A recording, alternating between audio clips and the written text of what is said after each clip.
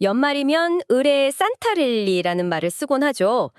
그런데 보내주신 자료들을 보니까 최근 우리 증시는 뭐랄까 산타가 아니라 거의 바이킹을 만난 것 같습니다. 하하, 바이킹이요? 네, 한 주 만에 지수가 3.5% 넘게 급락하면서 4천선이 위협받는 아찔한 롤러코스터를 탔으니까요. 도대체 지난 한 주 동안 시장에 무슨 일이 있었던 걸까요? 오늘은 최근 코스피를 뒤흔들었던 핵심 요인들을 하나씩 좀 해부해 보고요. 이 모든 불안감이 거친 지금 정말 산타 랠리를 기대해봐도 좋은 건지 자료를 바탕으로 깊이 파고들어 보겠습니다. 네, 그야말로 폭풍 같은 한 주를 정리하기에 더없이 좋은 자료들을 보내주셨습니다. 이번 분석의 핵심 키워드는 아마 불확실성의 해소가 될 것 같습니다. 불확실성의 해소. 네, 시장을 짓누르던 거대한 안개가 어떻게 거쳤는지, 특히 AI 산업을 둘러싼 극과 극의 신호들을 어떻게 해석해야 할지 함께 짚어보겠습니다. 좋습니다. 그럼 먼저 시장을 공포로 몰아넣었던 그 급락부터 살펴보죠. 자료를 보면 지난주 코스피가 한 주 전보다 146.61포인트, 그러니까 3.51%나 하락해서 4020.55로 마감했는데요. 주 초반 하락의 진원지가 미국 증시에서 시작된 AI 산업 수익성에 대한 우려였다. 이렇게 나오네요. 근데 사실 AI에 대한 우려가 어제 오늘 일도 아니잖아요. 왜 이번에는 유독 이렇게 즉각적이고 큰 충격을 준 건가요? 좋은 질문입니다. 그게 왜냐하면요, AI가 이제 더 이상 먼 미래의 테마가 아닌 거죠. 현실이 되었다. 네, 국내 증시의 핵심인 반도체 산업의 실적과 직결되는 바로 오늘의 현실이 되었기 때문입니다. 과거에는 AI가 그냥 기대감만으로 움직였다면 이제는 실제 기업들의 분기 실적, 특히 설비 투자 규모에 따라 주가가 아주 냉정하게 평가받는 단계로 들어선 겁니다. 아하. 그러니까 미국에서 AI 기업 수익성의 의구심이 딱 제기되자마자 그럼 삼성전자나 SK 하이닉스에 들어갈 반도체 주문 줄어드는 거 아니야? 하는 공포감이 시장을 바로 덮친 겁니다. 이제는 기대감이 아니라 실적이라는 성적표로 직접 연결되는 구조가 됐다는 말씀이시군요. 바로 그거죠. 그래서 시장이 더 민감하게 반응했고요. 그런데 자료를 보면 하락 이후에 기관이 매수하면서 4,050선을 회복하는 듯 했어요. 시장이 좀 충격을 소화하나 싶었는데 주 후반에 갑자기 다시 무너졌습니다. 그 며칠 사이에 투자 심리를 180도 뒤바꿀 만한 무슨 일이 있었던 건가요? 바로 오라클발 악재가 터졌습니다. 오라클이요? 네, AI 클라우드 서비스 분야의 거대 기업인 오라클이 아주 야심차게 추진하던 대규모 AI 데이터 센터 투자가 있었는데 여기에 참여하기로 했던 큰손 투자자들이 발을 뺐다는 소식이 전해진 겁니다. 잠깐만요. 오라클이라는 특정 기업 하나의 투자 계획이 틀어진 것 때문에 코스피 4천선이 통째로 깨졌다는 건 좀 과한 반응 아닌가요? 바로 그 지점이 핵심입니다. 네. 시장은 오라클이라는 개별 기업의 실패로 본 게 아니라 AI 산업 전체에 대한 위험 신호로 해석한 겁니다. 이건 마치 골드러시와 같습니다. 너도 나도 금을 캐러 달려들 때는 모든 것이 좋아 보이지만 어느 날 갑자기 가장 열심히 땅을 파던 사람이 아무래도 여기는 금이 없는 것 같다며 곡괭이를 던져버린 격이죠. 그러면 다른 사람들도 혹시 하는 불안감에 휩싸이게 되겠네요. 드릴 만큼 매력적인가? 이 질문을 다시 던지게 만든 상징적인 사건이었습니다. 그 여파로 한동안 잠잠했던 AI 거품론이 순식간에 재점화됐고 코스피는 힘없이 4천선 아래로 밀려났습니다. 골드러시 비율을 들으니까 이해가 확실히 되네요. 한 명의 이탈이 전체의 신뢰를 흔들어 버린 거군요. 그런데 그렇게 얼어붙었던 시장이 주 마지막에 극적으로 4020선까지 반등하며 끝났습니다. 자료를 보면 이 기간에 외국인과 기관은 거의 4조 원 가까이 팔아치웠는데 개인 투자자들이 무려 3조 7천억 원어치를 사들였어요. 이게 흔히 말하는 동학개미의 저가 매수, 즉 현명한 판단이었을까요? 아니면 하락하는 칼날을 잡는 위험한 패팅이었을까요? 역사적으로 보면 개인 투자자들의 대규모 매수는 하락하는 칼날 잡기로 끝나는 경우가 많았습니다. 그렇죠. 하지만 이번에는 결과적으로 시장의 방향을 돌려세우는 데 성공했죠. 물론 개인의 매수세가 하방을 지지하는 중요한 역할을 한 것은 사실입니다. 하지만 그들이 용감하게 베팅할 수 있도록 판을 깔아준 근본적인 계기는 따로 있었습니다. 그게 뭔가요? 바로 미국에서 날아온 물가지표였죠. 역시 시장의 구원투수는 언제나 중앙은행 혹은 그 중앙은행의 결정을 좌우하는 물가지표군요. 정확합니다. 시장 예상치보다 낮게 발표된 미국의 물가지표는 오라클 사태로 촉발된 AI 거품론이라는 개별 산업의 악재를 금리 인하 기대감이라는 거시경제 전체의 거대한 호재가 압도해버리는 극적인 장면을 연출했습니다. 아, 고금리는 시장의 동줄을 쬐는 역할을 하잖아요. 그런데 물가가 잡힌다는 건 곧 중앙은행이 금리를 내려서 돈줄을 풀어줄 수 있다는 가장 강력한 신호거든요. AI 산업 몇몇 기업이 휘청거려도 결국 시장 전체의 돈이 풀리면 주식시장은 갈 수밖에 없다는 믿음이 공포를 이긴 겁니다. 네네. 이것이 개인 투자자들의 매수세에 날개를 달아주고 코스피가 4,000선을 회복하는 결정적인 동력이 됐습니다. 이제부터가 정말 흥미로운 지점입니다. 자료에 나온 전문가들은 이 일련의 과정을 거치면서 오히려 증시를 위협하던 불확실성이 사라졌다고 분석하고 있어요. 시장이 가장 싫어하는 게 불확실성인데 그게 해소되었다는 건 굉장히 긍정적인 신호로 보이거든요. 구체적으로 어떤 불확실성이 사라졌다는 건가요? 가장 큰 것은 지난 19일 일본은행 BOJ의 기준금리 인상이었습니다. 일본 금리 인상이요? 네, 이게 왜 중요하냐면 일본은 수십 년간 제로금리를 유지하면서 전 세계에 값싼 돈의 공급원 역할을 해왔거든요. 그랬죠. 그 장구한 시대가 끝났다는 상징적인 사건이었기 때문에 전 세계 금융시장이 숨죽이고 지쳐본 겁니다.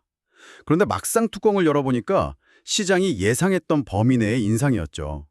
이걸 마지막 퍼즐 조각으로 미국 연준의 금리 결정, 유럽 중앙은행 회의 같은 굵직한 통화정책 이벤트들이 모두 마무리되었습니다. 아, 그러니까 모두가 곧 터질 거야 라고 예상하고 있던 폭탄들이 네, 실제로 터지고 나니 오히려 이제 끝냈네 하는 안도감이 들었다는 거군요. 이미 알려진 악재는 더 이상 악재가 아니라는 말처럼요. 이벤트가 발생하기 전까지는 혹시 일본이 예상보다 금리를 훨씬 더 많이 올리면 어쩌지? 미국 고용지표가 너무 나쁘게 나오면 어쩌지? 하는 불안감이 시장을 짓누르지만 네. 막상 발표된 결과가 예상 범위 내에 있으면 투자자들은 그제야 안도의 한숨을 내쉬며 다음 스텝으로 넘어갈 수 있게 되는 거죠. 대신증권의 이경민 연구원이 BOJ 금리 결정은 불확실성을 제거하는 요소이며 이를 끝으로 연말 산타랠리 기대감을 높여갈 전망이라고 분석한 것도 바로 이런 맥락입니다. 그 논리대로라면 이제 시장에 알려진 큰 이벤트는 모두 끝났으니 바닥을 확인했다고 봐도 되는 걸까요? 아니면 우리가 아직 보지 못하는 또 다른 흥미로운 질문입니다. 실제로 많은 투자자들이 그렇게 생각하기 시작했죠. 이렇게 거시경제의 안개가 걷히자 투자자들의 시선은 자연스럽게 가장 뜨거웠던 곳, 바로 오라클 사태로 한 차례 홍역을 앓았던 AI 산업의 진짜 실력, 즉 펀더멘털로 다시 향하기 시작했습니다. 그리고 마침 그때 시장의 분위기를 완전히 뒤바꾸는 또 다른 사건이 터집니다. 아, 맞아요. 메모리 반도체 기업인 마이크론이 시장의 예상을 훨씬 뛰어넘는 어닝 서프라이즈를 발표했죠. 오라클 사태와는 정반대의 신호를 시장에 던진 셈이네요. 네, 오라클이 금이 없는 것 같다며 곡괭이를 던졌다면 마이크론은 갑자기 거대한 금맥을 발견했다며 환호성을 지른 격입니다. 하하. 이것은 시장에 아주 중요한 메시지를 던졌습니다. AI 산업이 끝난 게 아니라 진짜 실력을 가진 기업과 그렇지 않은 기업이 나뉘는 옥석 가리기가 시작됐을 뿐이라는 강력한 증거였죠. 이경민 연구원의 분석처럼 수익성 악화는 일부 기업에 국한된 이슈이며 오히려 반도체 슈퍼사이클을 재확인하게 된 것이라는 해석에 힘이 실리기 시작했습니다. 다시 그 골드러시 비유도 돌아가자면 금을 캐는 수많은 사람들 사이에서 희비는 엇갈릴 수 있지만 그들에게 튼튼한 곡괭이와 청바지를 파는 사람들은 꾸준히 돈을 번다는 의미군요. 여기서 마이크론 같은 반도체 회사가 바로 그 곡괭이를 파는 회사라고 볼 수 있겠네요. 가장 정확한 비유입니다.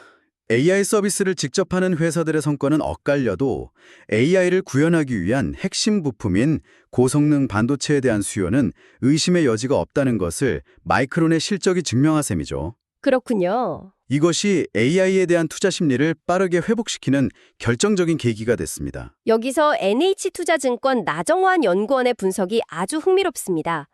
AI 수익성에 대한 검증 논란이 존재하지만 이는 오히려 AI 버블 붕괴를 억제하는 요인이기도 하다는 관점인데요.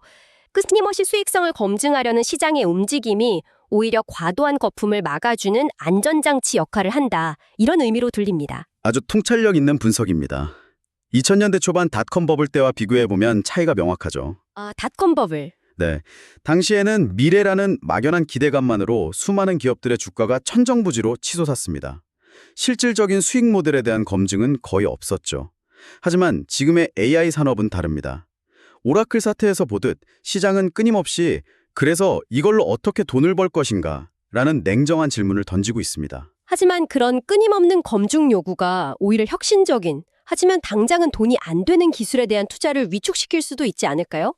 2000년대 닷컴 버블 때처럼 말도 안 되는 아이디어도 많았지만 그 거품 속에서 결국 아마존 같은 기업이 살아남았잖아요. 지금의 냉정한 시장이 제2의 아마존이 될 싹을 미리 잘라버리는 건 아닐지, 그런 우려도 생각해 볼 수 있겠네요. 굉장히 중요한 지적입니다. 실제로 그런 트레이드오프가 존재하죠.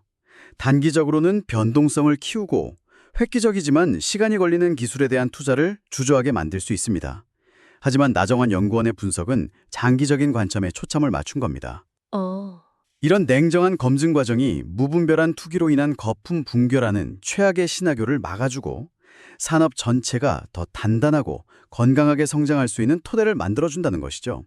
단기적인 고통이 장기적인 산업의 지속 가능성을 높이는 긍정적인 역할을 한다는, 어떻게 보면 역설적인 해석입니다.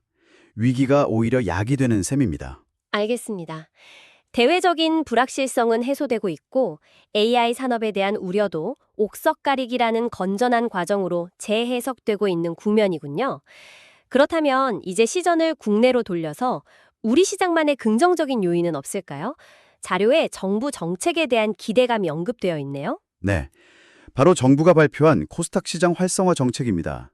특히 국민성장펀드라는 이름으로 연간 30조 원 규모의 예산을 집행하겠다는 계획이 구체적으로 언급되면서 시장의 주목을 받고 있습니다. 연간 30조 원, 정말 엄청난 규모의 자금이네요. 그런데 사실 이런 정부 주도 펀드가 과거에도 있었잖아요. 실제로 시장에 의미 있는 영향을 미쳤던 사례가 있나요? 아니면 그저 선언적인 효과에 그치는 경우가 더 많았나요? 날카로운 질문입니다. 과거 사례를 보면 정부 주도 펀드가 항상 성공적이었던 것은 아닙니다. 그렇죠. 자금 집행의 효율성 문제나 특정 기업에 대한 보여주기식 투자로 끝나는 경우도 있었죠. 그래서 이번에도 시장의 반응은 기대 반, 우려 반입니다. 하지만 이번 정책이 이전과 다를 수 있다는 기대가 나오는 이유는 그 자금의 향방이 비교적 명확하게 제시되었기 때문입니다. 자금의 향방이요. 구체적으로 어떤 분야를 말하는 건가요? 코스닥에 상장된 AI나 제약바이오 같은 첨단 산업으로 유입될 가능성이 높다고 보고 있습니다.